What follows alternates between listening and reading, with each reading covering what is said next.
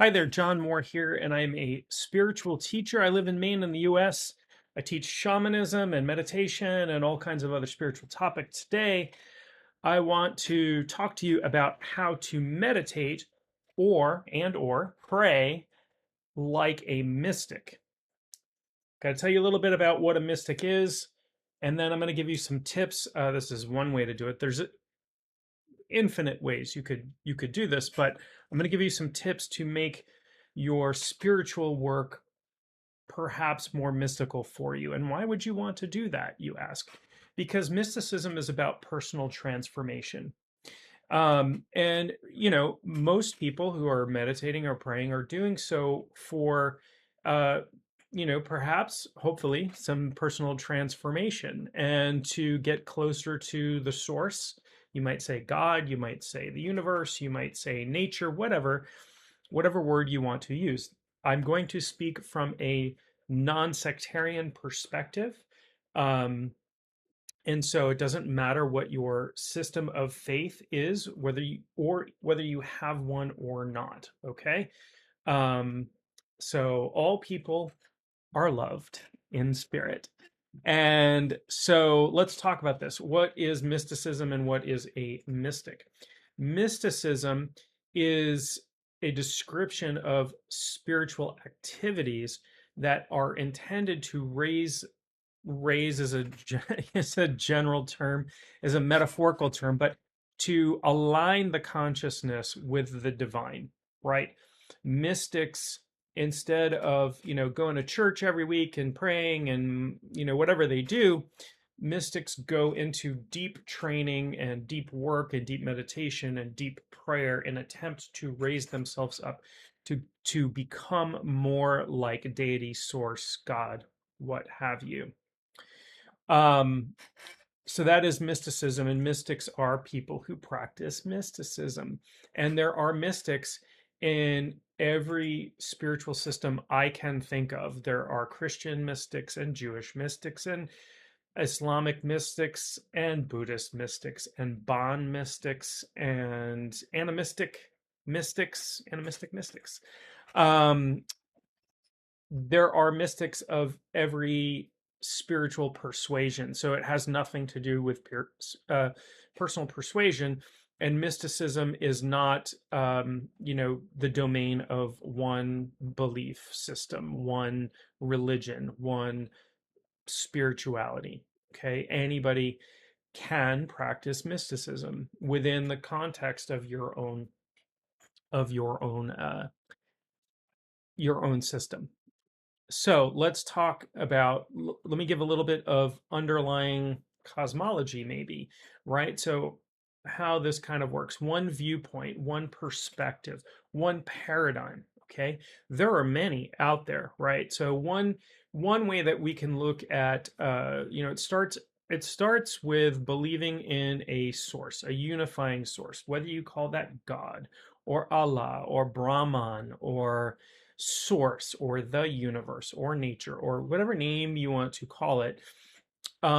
Let's come from the perspective that everything, or even if you don't believe in spirit at all, everything came from a single source. Before the Big Bang, there was one thing, one, I don't know, infinitesimally tiny particle that became all of the universe, right? And the universe is full of consciousness, but as quantum physicist Erwin Schrödinger said, the number of consciousnesses in the universe is one. So we should understand that the universe is a field of consciousness. We experience it as individualized pieces of that consciousness, and we experience the physicality of the world. We experience, my coffee, delicious. Seems like liquid and solid, and we live in a material universe and time and space, and et cetera, et cetera, et cetera. And I'm not saying that any of those things aren't real, but what I'm saying is there's an underlying reality behind that. There's a source of all there is. You can believe in the Big Bang. You can believe in evolution. You can believe in all of those things and still understand that there's a single source to the universe. Alchemists would call this, perhaps, depending on their school, would call this the monad. the prima materia being the original material out of which the whole universe is created, the one mind, the God mind, the universal consciousness. And so in mysticism, we would want to align ourselves with that. So here's the secret bit. It's not really a secret. There aren't the secrets are all hidden in plain sight. Um, but here is the key. Here's the key thing to take away. And you can play around with this belief, whether you want to, whether you want to adopt it as a full-time belief or not. You can play with this belief and see how it works for you. This belief is that everything we are, including our consciousness, came from the same original source, God, the universe, whatever existed before the Big Bang.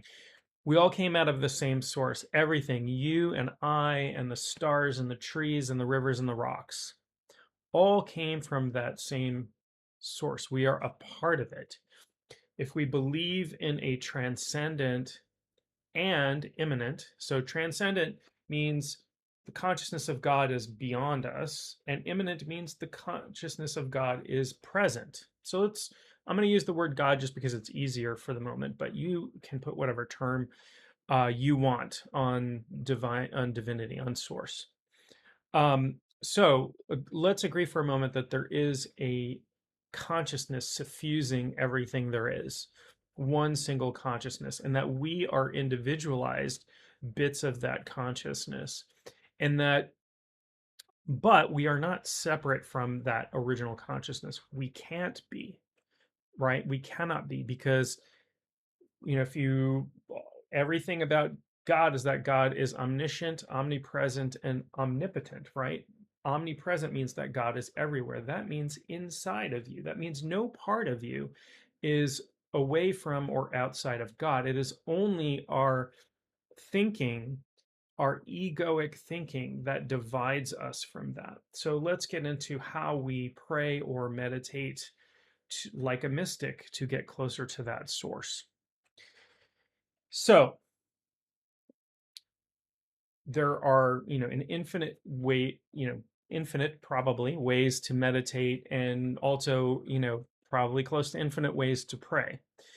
But imagine when you pray or when you meditate that the source you are getting close to, or the source that you are praying to, is within you, and aim it with intention inwards rather than outwards. Now, this might sound a little strange to some. It sounds like I'm praying to myself. You're praying to the divine aspect of yourself. You're praying to the God mind that lives within you. And we all have that. And, just for a moment, let's agree that we cannot be separate from that. We cannot be separated from God. That is not the mystical reality underlying our universe. You can hold that belief for a few moments and try that, and pray inward, or meditate inward instead of trying to rise up.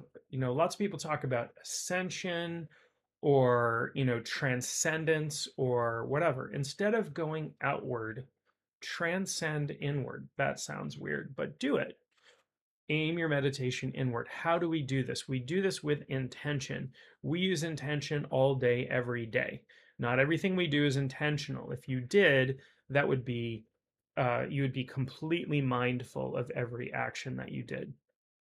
But you learn to tie your shoes as a kid, and you have to think, oh, the rabbit runs around the tree and comes up from the hole, and then you pull the things tight, right? Eventually, you get so used to that you don't need to think about all of those things, and you just have the intention, tie my shoes, and your body carries it through. That's intention. It is just the meaning that you're placing consciously behind the actions that you're doing. So pray or meditate or both, and intend for that to go to the divinity living inside of you. What you will find is that will elevate your consciousness. It will align your consciousness with divinity. Give it a try, give it a shot, and pray and meditate like a mystic.